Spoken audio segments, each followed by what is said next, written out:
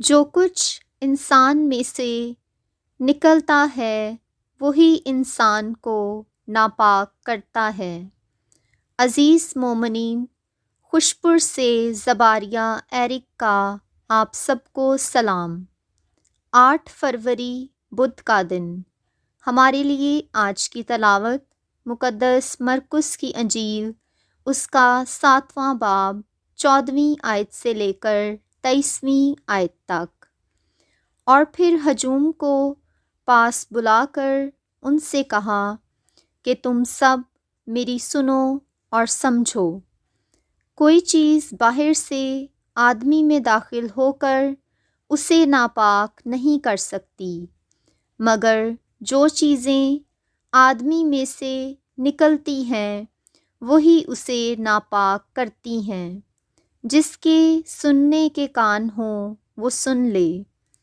اور جب وہ ہجوم کے پاس سے گھر میں گیا تو اس کے شاگردوں نے اس سے اس تمثیل کی بابت پوچھا، اور اس نے ان سے کہا، کیا تم بھی ایسے بے سمجھ ہو؟ کیا تم نہیں سمجھتے کہ کوئی چیز جو باہر سے آدمی کے اندر جاتی ہے اسے ناپاک نہیں کر سکتی، اس لیے کہ وہ اس کے دل میں نہیں بلکہ پیٹ میں جاتی ہے اور جائے ضرور میں نکل جاتی ہے۔ یوں سب کھانے کی چیزیں پاک ٹھہرا کر اس نے پھر کہا، جو کچھ انسان میں سے نکلتا ہے وہی انسان کو ناپاک کرتا ہے، کیونکہ اندر سے یعنی انسان کے دل سے برے ارادے نکلتے ہیں، یعنی حرام کاریاں، چوریاں، خون ریزیاں، زناکاریاں، لالچ، بدیاں، مکر، شہوت پرستی، بد نظری، کفر گوئی، نخوت، حماقت، یہ سب اندرونی برائیاں نکل کر انسان کو ناپاک کرتی ہیں۔ پاک کلام کے پڑھے اور سنے جانے پر خداوند کی خاص برکت ہو، آمین۔ باپ اور بیٹے اور روح القدس کے نام میں آمین۔ خداوند یسوع مسیح کا فضل اور سلامتی آپ سب سننے والوں کے ساتھ ہو۔ خوشپور سے ایرک سلویسٹر خدا کے زندگی بخش کلام پر دھیان و گیان کے ساتھ آپ سب کی خدمت میں حاضر ہے۔ عزیز مومنین، آج کی پہلی تلاوت تکوین کی کتاب کے 2 باب سے لی گئی ہے۔ تکوین کی کتاب عہد نامہ عتیق کی پہلی کتاب ہے، جس میں تخلیق کائنات، انسان کے بنانے اور برگزیدہ قوم کی ابتدائی تواریخ کا تذکرہ ہے۔ آج کی تلاوت میں خالق کو خداوند خدا کہا گیا ہے، جس نے آسمان اور زمین کو بنایا۔ زمین پر کوئی جھاڑی اور کوئی سبزی نہیں تھی، نہ بارش برسی تھی اور نہ ہی کھیتی باڑی کے لیے انسان تھا۔ بارش خدا کی بہت بڑی نعمت اور بخشش ہے۔ بارش زمین پر اس وقت تک نہیں برسی جب تک خداوند خدا نے اسے نہیں برسایا، تاہم زمین سے اٹھنے والی رطوبت روح زمین کو سیراب کرتی تھی۔ یہاں یہ بات واضح ہوتی ہے کہ خدا کس قدر قادر مطلق ہے، اس کے لیے سب کچھ ممکن ہے۔ 7ویں آیت میں درج ہے، خدا نے زمین کی مٹی سے انسان کو بنایا۔ انسان کو تخلیق کرنے کے لیے خدا نے مٹی لی۔ ہماری ساخت مٹی سے ہے، وہی مٹی جسے ہم جیتے جی اپنے اوپر پڑنے نہیں دیتے۔ اگر کسی طرح سے یا کسی کی وجہ سے ہم پر مٹی پڑ جائے تو ہم جھاڑتے اور اس شخص کو برا کہتے ہیں، لیکن اس دنیا سے رحلت کر جانے کے بعد یہی مٹی ہمیں اپنی آغوش میں لے لیتی اور پناہ دیتی ہے۔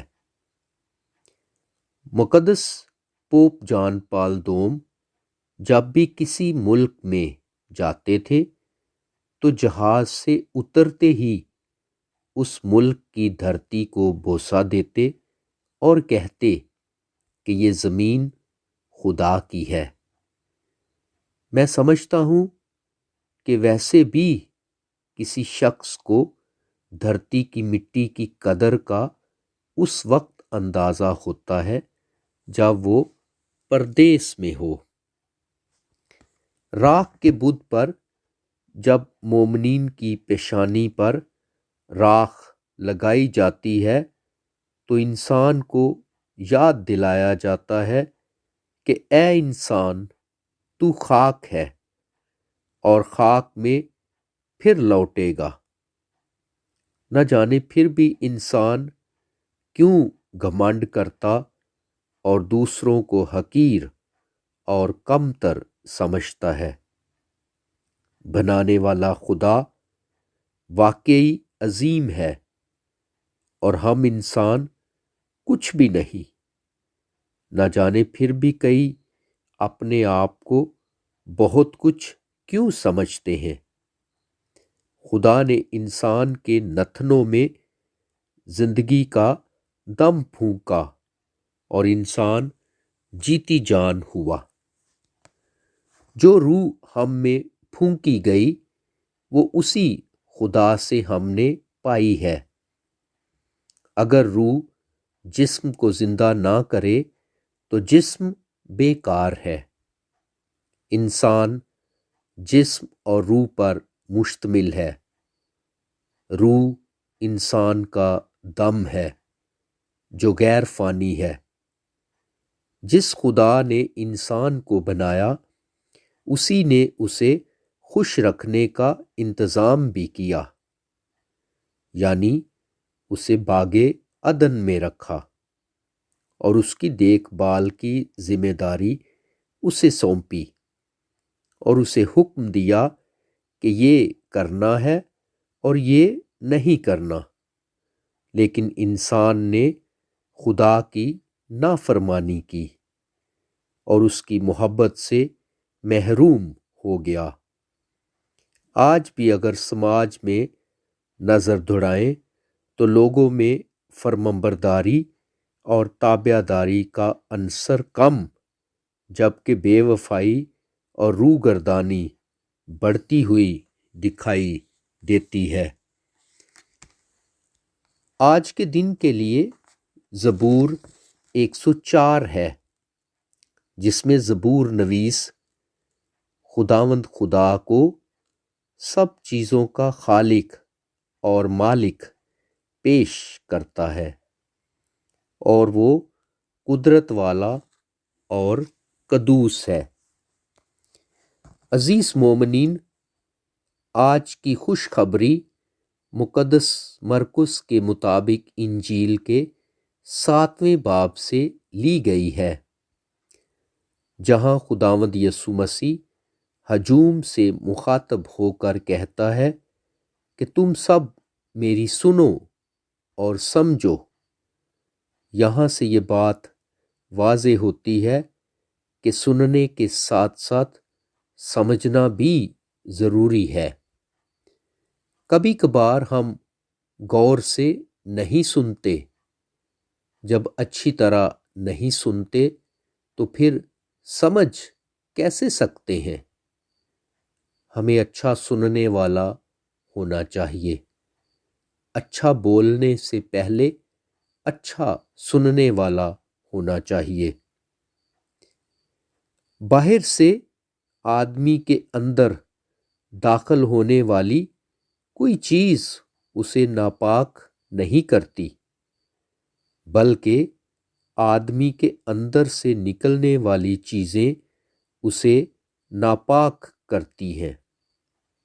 ہمارے دلوں میں پیدا ہونے والا بگاڑ ہمیں ناپاک کرتا ہے۔ ہمارے غلیظ خیالات اور جذبات اور برے اقوال و افعال ہمیں ناپاک کرتے ہیں۔ اس لیے ہمیں چاہیے کہ اپنے دلوں کی بدی کو دھو کر اسے پاکیزہ بنائیں۔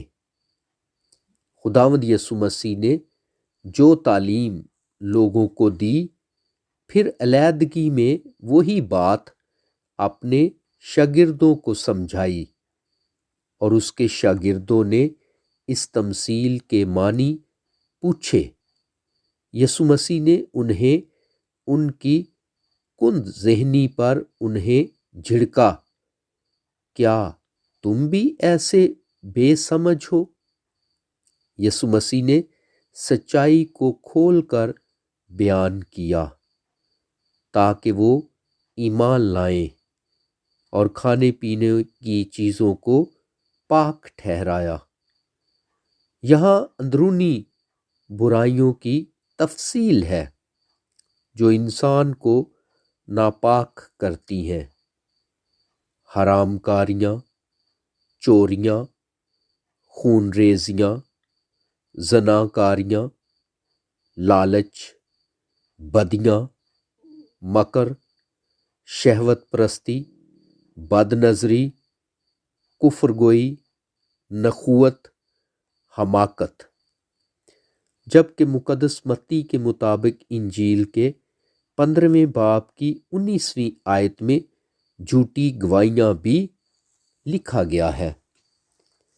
یہ وہ تمام برائیاں ہیں جو انسان کو ناپاک کرتی ہیں اور انسان کو خدا کے ساتھ رفاقت رکھنے کے قابل نہیں چھوڑتی، اور ہمارے باطن اور ضمیر کو داغدار بنا دیتی ہیں۔ اسی لیے یہ قول بھی بڑا پرمعنی ہے کہ اعمال کا دار و مدار نیتوں پر ہے۔ اگر ارادے نیک ہیں تو کام اچھے ہوں گے، اگر ارادے برے ہیں تو کام بھی برے ہوں گے۔ اس لیے ہمیں اپنی کمزوریوں اور خامیوں کو خود ہی درست کرتے رہنا چاہیے۔ آئیں آج کی تلاوتوں کی روشنی میں خدا کو اپنا خالق و مالک تسلیم کرتے ہوئے اسے مبارک کہیں، جس نے ہمیں انسان ہونے کا شرف عطا کیا ہے، اور اپنی زندگی کو عاجزی اور انکساری کے ساتھ بسر کرنے کے لیے اس سے مدد مانگے، نیز نیکیوں کو اپنی زندگی کا حصہ بنائیں اور کمزوریوں اور خامیوں کو اپنی زندگی سے ختم کریں، تاکہ ہماری پاکیزہ زندگی ہمیں خدا کے مقبول نظر بنائے۔ مسیح خداوند کے وسیلے سے آمین۔